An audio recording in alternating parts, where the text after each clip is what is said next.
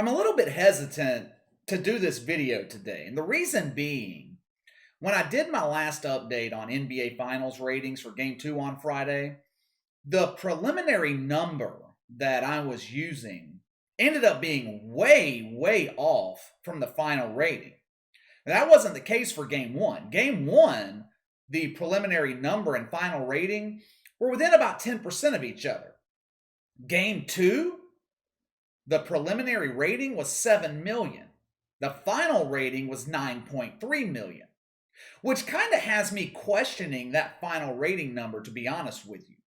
As I've explained before, the final rating includes out-of-home viewership. So you mean to tell me 2.3 million people watched the NBA Finals on Thursday in restaurants and bars?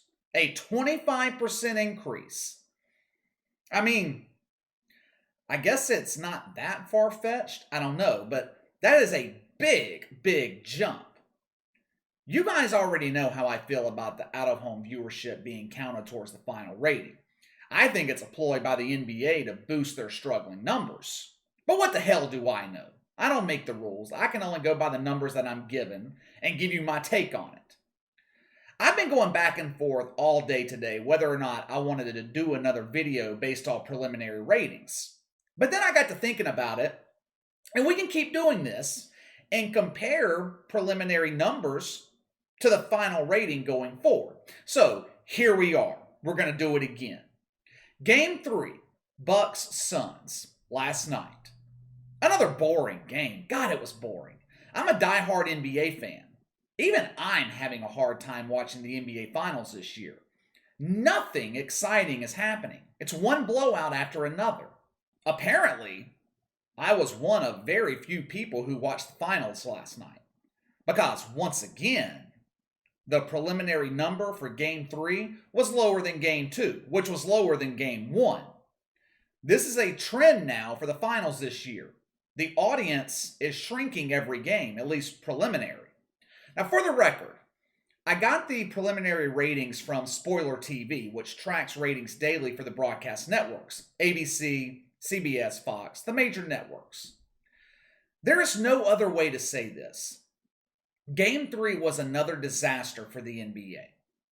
There's a reason that the NBA schedules the finals when they do. Thursdays are typically a big night for television. Same with Sunday. Most people are at home Sunday night, getting ready for the work week. The NBA, they don't schedule games during the finals for Friday and Saturday night for obvious reasons. Most people are not at home.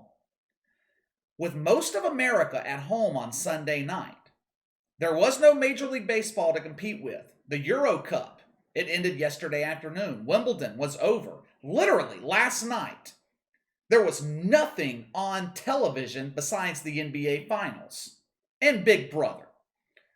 There is no reason the NBA should not have drawn a good number last night. None. Preliminary ratings for Game 3, 6.2 million viewers. That is down 11% from the preliminary rating for Game 2, down 20% from Game 1. At this point, do I even need to explain how bad this is for the NBA? According to the media, though, the NBA Finals have been a resounding success. Game 2, NBA's largest audience since the COVID hiatus. ESPN, they're doing their usual spin job. They issued a press release a couple of hours ago, talking about the massive success of the NBA Finals. NBA 41% up for Game 2, up 26% year over year. You know, last year, the year that we're not supposed to count because of the pandemic, we're supposed to forget about last year. The media, they've actually found another way to spin this too. They are working hard for the NBA, trying to turn this dump into a palace. The NBA broke 20-year viewership records for NBA Finals in Milwaukee and Phoenix only. Of course they broke records in those markets. I would expect viewership to be high in Phoenix and Milwaukee. I think that's pretty obvious. The problem is the rest of the country doesn't give a damn about this series. Game 3 drew a 1.8 in the 18 to 49 demographic. That is another number the media is going to pounce all over. The NBA won the night last night in the key demo. That's because the NBA's audience is the youngest audience of all of professional sports. The NBA always skews young. Game 3 peaked at 7.2 million viewers, and at one point, the audience dropped all the way down to 5.7 million. Think about that, 5.7 million. That's a number I would expect for the All-Star game. That's a number I would expect for Christmas Day. That is atrocious for Game 3 of the NBA Finals. But you're not going to hear that from the media. They'll tout the peak number, which stands at 7.2 million right now. I'm sure they'll find a way to boost that to 10 million by the time the final rating comes out. With the final rating already being released and official for Games 1 and 2, the media is touting the fact that the NBA is up 1.5 million people on average for the finals this year. What they're not telling you is the NBA is down 5 million people from Games 1 and 2 in 2019. They're down 10 million from 2018. But the NBA going woke has nothing to do with the drop in ratings. I told you guys last week that the media was out of excuses. There is no pandemic to blame. You can't blame the lack of crowds. There is no excuse for the NBA this year. All the media has left to do is spin this in the most positive way possible. That's why ESPN brought up the fact that the NBA broke records in Milwaukee and Phoenix. What other reason would they have to even mention that? The Bucks haven't made an NBA Finals since the 1970s. The Suns haven't made it since the 90s. If the Pelicans were in the finals this year, guess what? The NBA would break viewership records in New Orleans. Here's what is about to happen.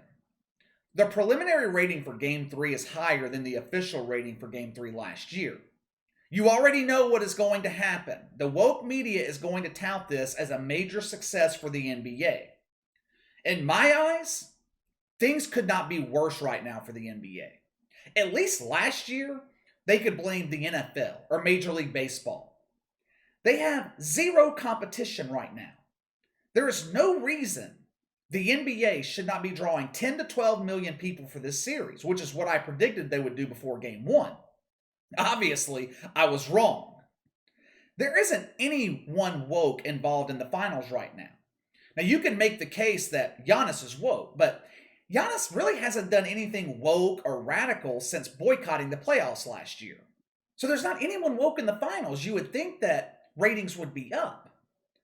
This is a consequence, though. This is the consequence for the sins of the NBA from last summer. I told you guys LeBron James not being involved in the finals would have no impact on the television ratings. If LeBron being out of the playoffs would have helped, we would have seen increases in the second round of the playoffs or the conference finals. What the NBA needs right now is a marketable superstar. They have got to figure this out before next season. Otherwise, ratings are going to continue to be where they are now. They have got to get the woke out of the league. Look at what wokeness is doing to ESPN right now. This mentality, agenda, whatever you want to call it, it is a disease in a business. The NBA needs a marketable star that can draw back the casual viewer because that is who they are missing right now, the casual fan. Chris Paul is not the answer. Giannis is not the answer. If they were, then people would be flocking to watch this series. I think it's going to get worse. I think it's going to get worse because the finals has been so uncompetitive. The casual fan doesn't feel like they're missing out on anything. 3 straight blowouts. Who in the hell wants to watch that? Anyway, what do you guys think of the preliminary rating for Game 3 last night? Thus far as preliminary numbers go, it's the least watched game of the finals. Do you think that we could see the ratings increase starting with Game 4 Wednesday night? Sound off in the comments below. Make sure to like and subscribe. Click the notification bell to receive all notifications from the channel. Best way to contact me is by email at btlkc84@gmail.com. KC_BTL84 on Twitter. I'll see you guys a bit later.